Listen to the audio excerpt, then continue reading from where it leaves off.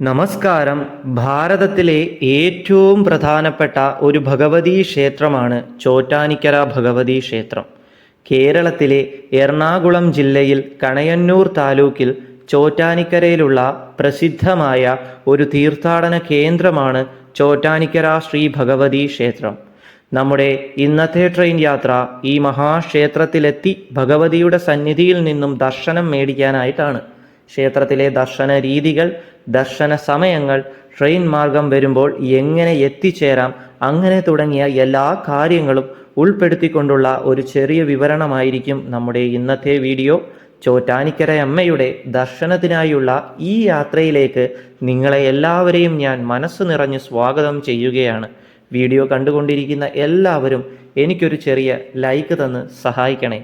കേരളത്തിൽ നമ്മൾ എവിടെ വേണമെങ്കിലും ആയിക്കോട്ടെ, ട്രെയിൻ മാർഗം നമ്മൾ ഇവിടേക്ക് വരുമ്പോൾ എല്ലാ ജില്ലയിലുള്ളവർക്കും ഉപകാരപ്രദമാകുന്ന അടുത്തുള്ള റെയിൽവേ സ്റ്റേഷനാണ് തൃപ്പൂണിത്തുറ. തൃപ്പൂണിത്തുറ റെയിൽവേ സ്റ്റേഷനിൽ നിന്നും ക്ഷേത്രത്തിലേക്കുള്ള ദൂരം വെറും 6.2 കിലോമീറ്റർ മാത്രമാണ്. നമ്മുടെ യാത്ര ആരംഭിക്കുന്നത് കൊല്ലത്ത് നിന്നാണ്. Train number 663-22 Kollam Ernakulam junction MEMU ട്രെയിനിലാണ് നമ്മുടെ യാത്ര. എല്ലാ ദിവസവും കൊല്ലത്ത് നിന്ന് വെളുപ്പിനെ 4:20 ആരംഭിച്ച് എറണാകുളം വരെ പോകുന്ന ഒരു മെമു ട്രെയിനാണിത്. 4:20 കൊല്ലത്ത് നിന്ന് ആരംഭിക്കുന്ന മെമു ട്രെയിൻ എറണാകുളം എത്തുന്നത് രാവിലെ 8:20. നമ്മൾ കൊല്ലത്ത് നിന്ന് തൃപ്പൂണിത്തുറയിലേക്കാണ് ടിക്കറ്റ് എടുത്തിരിക്കുന്നത്. ഒരാൾക്ക് കൊല്ലത്ത് നിന്ന് തൃപ്പൂണിത്തുറ വരെ 35 രൂപയാണ് ടിക്കറ്റ് ചാർജ്. രാവിലെ 7:30 ആകുമ്പോഴേക്കും നമ്മൾ തൃപ്പൂണിത്തുറ റെയിൽവേ സ്റ്റേഷനിൽ എത്തുന്നതാണ്. റെയിൽവേ സ്റ്റേഷനിൽ platform number 1 AC paid waiting hall ഉണ്ട്. 1 മണിക്കൂർ ഉപയോഗിക്കുന്നതിന് 30 രൂപയാണ് ഈടാക്കുന്നത്. ആവശ്യമുള്ളവർക്ക് അത് ഉപയോഗിച്ച് ഫ്രഷ് ആകാവുന്നതാണ്. വലിയ പ്രശ്നങ്ങളൊന്നുമില്ലാത്ത ക്ലീൻ ആൻഡ് നീറ്റായിട്ടുള്ള വെയിറ്റിംഗ് ഹാളാണ്. ടോയ്ലറ്റ്സ് ഒക്കെ ഉള്ളിലുണ്ട്. സെപ്പറേറ്റ് ആണ് ലേഡീസിനും ജെൻസിനും. റെയിൽവേ സ്റ്റേഷൻ ഇറങ്ങി പുറത്തോട്ട് വരുമ്പോൾ നമുക്ക് അവിടെ ഇടതുഭാഗത്തായിട്ട് മെട്രോ സ്റ്റേഷൻ കാണാൻ സാധിക്കും.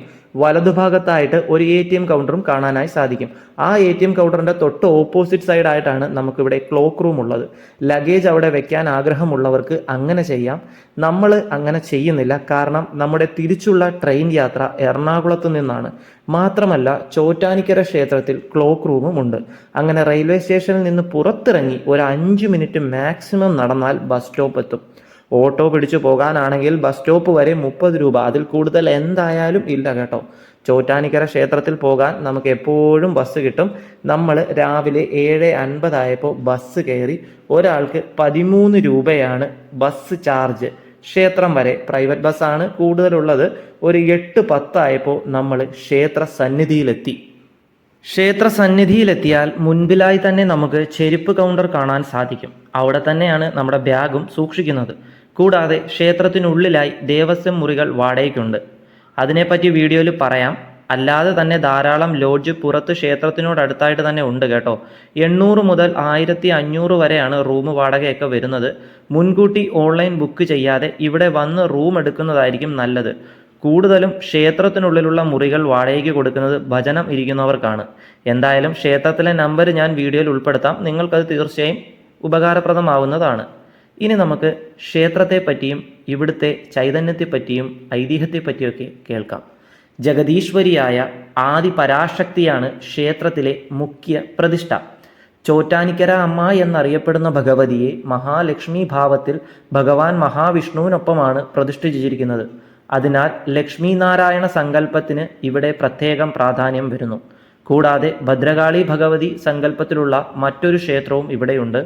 പ്രധാന ക്ഷേത്രത്തിന് താഴെ സ്ഥിതി ചെയ്യുന്ന ഇത് തന്മൂലം കീഴ്ക്കാവ് എന്നറിയപ്പെടുന്നു. ഭഗവതിക്കും ഭഗവാൻ മഹാവിഷ്ണുവിനും ഭദ്രകാളിക്കും തുല്യ പ്രാധാന്യമാണ് ഈ ക്ഷേത്രത്തിലുള്ളത്. ഇക്കാരണത്താലാണ് അമ്മേ നാരായണ, ദേവീ നാരായണ, ലക്ഷ്മീ നാരായണ, ഭദ്രേ നാരായണ എന്ന പ്രസിദ്ധമായ നാമങ്ങൾ ഇവിടെ ഉടലെടുത്തത്. ഉപദേവനായ ധർമ്മശാസ്താവിനും ഈ ക്ഷേത്രത്തിൽ പ്രത്യേക പ്രാധാന്യമുണ്ട്. ക്ഷേത്ര ദർശന സമയം എല്ലാ ദിവസവും പുലർച്ചെ 4 മണി മുതൽ ഉച്ചയ്ക്ക് 12 മണി വരെയും വൈകുന്നേരം 4 മണി മുതൽ രാത്രി 8:30 വരെയുമാണ്. 3 പ്രധാന ഭാവങ്ങളിലാണ് ഈ ക്ഷേത്രത്തിൽ ഭഗവതിയെ പ്രധാനമായും ആരാധിക്കുക. അതിനാൽ 3 രീതിയിലുള്ള അലങ്കാരവും 3 രീതിയിലുള്ള പ്രത്യേക പൂജയും ഇവിടുത്തെ പ്രത്യേകതയാണ്. വെള്ള വസ്ത്രത്തിൽ പൊതിഞ്ഞ് വിദ്യാസ്വരൂപിണിയായ മഹാസരസ്വതിയായി പ്രഭാതത്തിലും, ചുവന്ന വസ്ത്രത്തിൽ പൊതിഞ്ഞ് മഹാലക്ഷ്മിയായി ഉച്ചയ്ക്കും, നീലവസ്ത്രത്തിൽ അലങ്കരിച്ച് ദുർഗാ പരമേശ്വരിയായി വൈകുന്നേരവും ആരാധിക്കുന്നു. കൂടാതെ ഭദ്രകാളി ഭാവത്തിലും ക്ഷേത്രത്തിൽ ശിവസാന്നിധ്യവുമുള്ളതിനാൽ പാർവതിയായും സങ്കല്പിക്കുന്നുണ്ട്. അങ്ങനെ ഭഗവതിയുടെ പ്രധാനപ്പെട്ട 5 ഭാവങ്ങളിൽ ആരാധിക്കപ്പെടുന്നതിനാൽ ചോറ്റാനിക്കരയമ്മയെ രാജരാജേശ്വരി അഥവാ ആദിപരാശക്തി ഭാവത്തിലാണ് സങ്കല്പിക്കുന്നത്. മാനസിക രോഗങ്ങളും തീരാത്ത വ്യാധികളും ചോറ്റാനിക്കരയമ്മ പരിഹരിക്കും എന്നാണ് വിശ്വാസം. തന്മൂലം ദുരിതം അനുഭവിക്കുന്ന നിരവധി ഭക്തർ ഇവിടെ ഭജനം പാർക്കാൻ എത്താറുണ്ട്. 41 ദിവസം ഭഗവതിയെ ആരാധിച്ചാൽ ഏത് മഹാരോഗവും മാറുമെന്നാണ് പൊതുവെയുള്ള വിശ്വാസം. കുഷ്ഠം പോലും ഈ സന്നിധിയിൽ നിന്ന് ഭേദമായതായി ഐതിഹ്യം പറയുന്നു. കൂടാതെ തങ്ങളുടെ ജീവിതം മെച്ചപ്പെടുത്താൻ ചോറ്റാനിക്കര ഭഗവതിയുടെ അനുഗ്രഹം തേടി മറ്റു സ്ഥലങ്ങളിൽ നിന്നുള്ള വ്യക്തികൾ ഈ ക്ഷേത്രത്തിലേക്ക് എത്തിച്ചേരുന്നു. പുരാതന കേരളത്തിലെ 108 ദുർഗാ ക്ഷേത്രങ്ങളിൽ ഉൾപ്പെടുന്ന ഒന്നാണ് ചോറ്റാനിക്കര. ശബരിമലയും ഗുരുവായൂരും ആറ്റുകാലും കൊടുങ്ങല്ലൂരും കഴിഞ്ഞാൽ ഏറ്റവും അധികം ഭക്തർ ദർശനത്തിനെത്തുന്ന കേരളീയ ക്ഷേത്രവും ചോറ്റാനിക്കരയാണ്. ചോറ്റാനിക്കരയിൽ മേൽക്കാവ്, കീഴ്ക്കാവ് എന്നിങ്ങനെ 2 ക്ഷേത്രങ്ങളുണ്ട്. മേൽക്കാവാണ് പ്രധാന ക്ഷേത്രം. കീഴ്ക്കാവ് പ്രധാന ക്ഷേത്രത്തിൻ്റെ താഴെയായി സ്ഥിതി ചെയ്യുന്നു. ആദിപരാശക്തിയുടെ മറ്റൊരു ഭാവമായ ഭദ്രകാളിയാണ് കീഴ്ക്കാവിലമ്മ. ഇവിടെയാണ് ഗുരുതിപൂജ എന്ന പ്രസിദ്ധമായ വഴിപാട് നടത്താറുള്ളത്. കീഴ്ക്കാവിലേക്ക് പോകാനായി മേൽക്കാവിൽ നിന്ന് അനേകം പടികളുള്ള വഴിയുണ്ട്. ബ്രഹ്മാവ്, ശിവഭഗവാൻ, വിഘ്നേശ്വരനായ ഗണപതി ഭഗവാൻ, കാനനവാസനും കലിയുഗ വരദനുമായ ധർമ്മശാസ്താവ്, സുബ്രഹ്മണ്യൻ, ഹനുമാൻ സ്വാമി, ജ്യേഷ്ഠ ഭഗവതി, നാഗദൈവങ്ങൾ, ബ്രഹ്മരക്ഷസ് എന്നിവരാണ് ക്ഷേത്രത്തിലെ ഉപദേവതകൾ. ഇവരിൽ ശാസ്താവിന് ഈ ക്ഷേത്രത്തിൽ പ്രത്യേക പ്രാധാന്യം കൽപ്പിച്ചു കാണുന്നു. ഭഗവതിയുടെ അംഗരക്ഷകന്റെ ഭാവമാണ് ശാസ്താവിനിവിടെ. അതിനാൽ ശബരിമല തീർത്ഥാടകർ ഇവിടെ ധാരാളമായി സന്ദർശിച്ചു കാണുന്നുണ്ട് കേട്ടോ. കുംഭമാസത്തിൽ രോഹിണി നാളിൽ കൊടിയേറി ഉത്രം നാളിൽ ആറാട്ടോടുകൂടി സമാപിക്കുന്ന 9 ദിവസത്തെ ഉത്സവവും ഇതിനിടയിൽ വരുന്ന മകം, പൂരം, തോഴലുകളുമാണ് ക്ഷേത്രത്തിലെ പ്രധാന ആണ്ടുവിശേഷങ്ങൾ.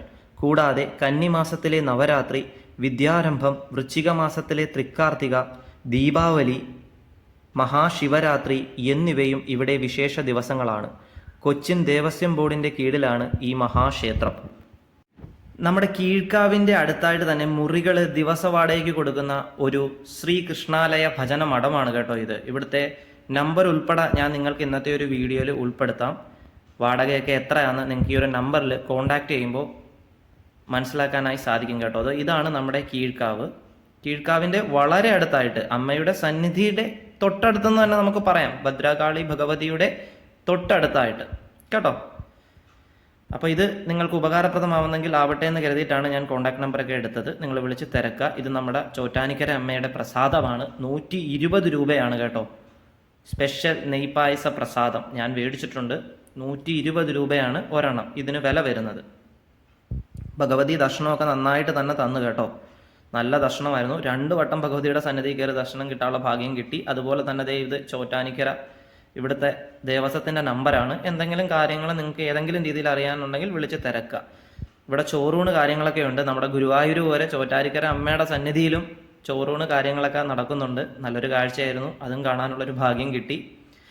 അങ്ങനെ ദർശനമൊക്കെ കഴിഞ്ഞിരിക്കുകയാണ് നമ്മളാ.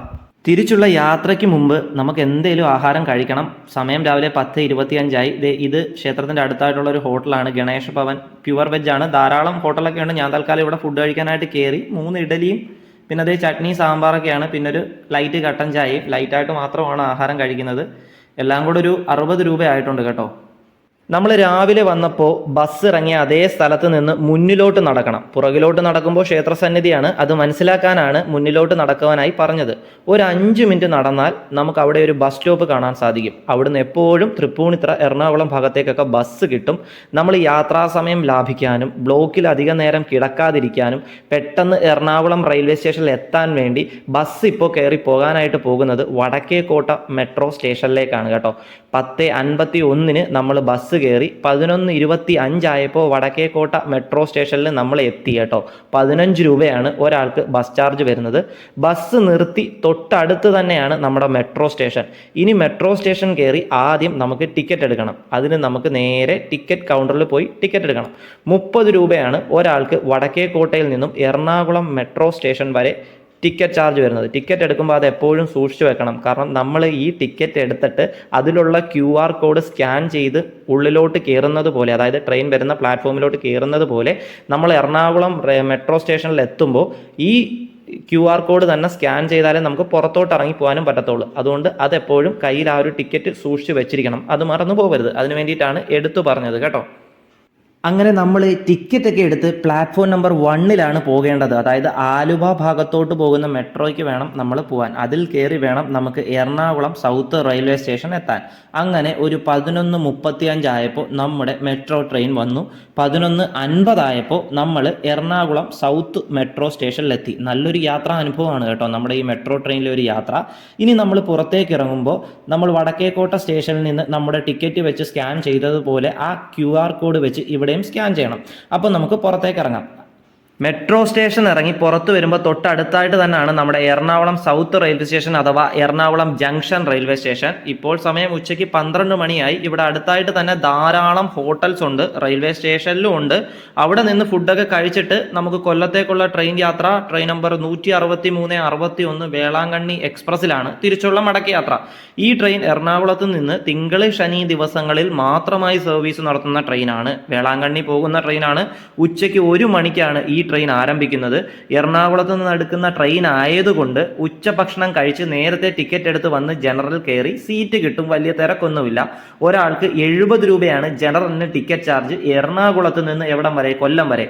എറണാകുളത്ത് നിന്ന് ആരംഭിക്കുന്ന ട്രെയിന് പിന്നെ കൊല്ലം വരെ സ്റ്റോപ്പുകളുള്ളത് കോട്ടയം, ചങ്ങനാശ്ശേരി, തിരുവല്ല, ചെങ്ങന്നൂര്, മാവേലിക്കര, കായംകുളം, കരുനാഗപ്പള്ളി, ശാസ്താംകോട്ട, പിന്നെ കൊല്ലം ജംഗ്ഷൻ ആണ് കേട്ടോ. ഇനി നിങ്ങൾ വരുന്ന ദിവസം ഈ ട്രെയിൻ ഇല്ലെങ്കിൽ എറണാകുളത്ത് നിന്ന് കൊല്ലത്തോട്ട് തിങ്കളാഴ്ച ഒഴികെ ബാക്കി എല്ലാ ദിവസവും മെമു ട്രെയിൻ ഉണ്ട് കോട്ടയം വഴി. ഉച്ചയ്ക്ക് 1:35 എറണാകുളത്ത് നിന്ന് ആരംഭിക്കുന്ന ട്രെയിൻ വൈകിട്ട് 5:15 കൊല്ലം എത്തും. ആ ഒരു ട്രെയിനും നിങ്ങൾക്ക് ഉപകാരപ്രദമാവും. പക്ഷേ തിങ്കളാഴ്ച ഇല്ല, ശ്രദ്ധിക്കണം. ഉച്ചയ്ക്ക് 1 മണിക്ക് ആരംഭിക്കുന്ന ട്രെയിൻ കൊല്ലത്തെത്തുമ്പോൾ വൈകുന്നേരം ഒരു 4:30 ആവും കേട്ടോ. നമുക്ക് ഉച്ചഭക്ഷണമൊക്കെ നമ്മൾ കഴിച്ചു, അതൊന്നും വീഡിയോയിൽ ഉൾപ്പെടുത്താഞ്ഞതാണ്. ഉച്ചഭക്ഷണം കഴിച്ചു, എന്നിട്ട് തിരിച്ചു വന്ന് ജനറലിൽ സീറ്റ് പിടിച്ചിരിക്കുകയാണ്. അപ്പോൾ ഇത്രയൊക്കെ ഉള്ളൂ ഇന്നത്തെ വീഡിയോ. ഉപകാരപ്രദമായി എന്ന് തന്നെ ഞാൻ വിശ്വസിക്കുന്നു. ഉപകാരപ്രദമായി കഴിഞ്ഞാൽ തീർച്ചയായും ലൈക്ക് ചെയ്യാനും ഷെയർ ചെയ്യാനും നിങ്ങളുടെ അഭിപ്രായങ്ങൾ കമൻറ്റായി അറിയിക്കാനും മറന്നു പോകരുത്. തീർച്ചയായും ചോറ്റാനിക്കര അമ്മയുടെ സന്നിധിയിൽ ഇതുവരെയും വരാത്തവരാണ് നിങ്ങളെങ്കിൽ തീർച്ചയായും അമ്മയുടെ സന്നിധിയിലെത്തി അമ്മയുടെ ദർശനം മേടിക്കണമെന്ന് ഞാൻ താഴ്മയെ അപേക്ഷിക്കുകയാണ്. എല്ലാവർക്കും, ഈ വീഡിയോ കണ്ടുകൊണ്ടിരിക്കുന്ന എല്ലാവർക്കും, കാണാത്തവർക്കും ഭഗവതിയുടെ പൂർണ്ണ അനുഗ്രഹവും സംരക്ഷണയും ദർശനവും എന്നും എപ്പോഴും ഉണ്ടാവട്ടെ. വീഡിയോ സംബന്ധമായോ യാത്ര സംബന്ധമായോ എന്തെങ്കിലും സംശയങ്ങൾ നിങ്ങൾക്കുണ്ടെങ്കിൽ തീർച്ചയായും എനിക്ക് കമൻറ്റ് ബോക്സിലൂടെ ചോദിക്കാവുന്നതാണ്. അതല്ല നിങ്ങൾക്ക് എൻ്റെ നമ്പർ വേണമെങ്കിൽ അതും ചോദിക്കാവുന്നതാണ്. അല്ലെങ്കിൽ മലയാളി ട്രെയിൻ ബ്ലോഗർ എന്ന് ഫേസ്ബുക്കിലോ ഇൻസ്റ്റഗ്രാമിലോ സെർച്ച് ചെയ്താൽ നിങ്ങൾക്ക് എൻ്റെ പ്രൊഫൈൽ കാണാൻ സാധിക്കും. അതിൽ എനിക്കൊരു ഹായ് അയച്ചാലും മതി. അപ്പോൾ മറ്റൊരു വീഡിയോയും മറ്റു ക്ഷേത്ര ദർശനവും ഒക്കെ മറ്റ് യാത്രകളുമായിട്ട് നമുക്ക് വീണ്ടും കാണാം. നിങ്ങളുടെ സ്വന്തം Malayali train blogger winding up. Bye bye bye bye bye.